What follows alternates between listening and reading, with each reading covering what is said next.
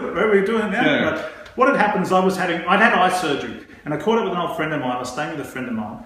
I was sitting there with my eye patched up, all patched up like this, and he said to me, "I've got a game of D&D tonight, why don't you come along?"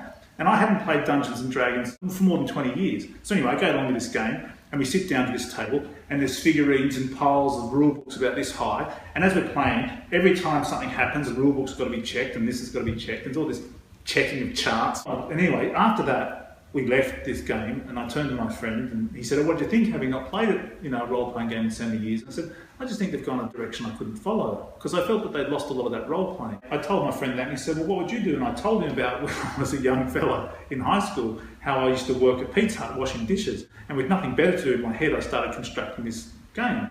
And I never thought about doing it about for years.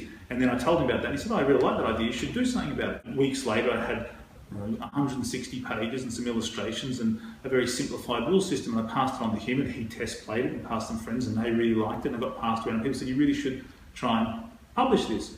And I thought, well, I'll just write it and you guys can play it. And I said, no, you should try, maybe other people out there, maybe you should try and get a wider audience. And that's when I thought, well, maybe that's what Kickstarter's good for.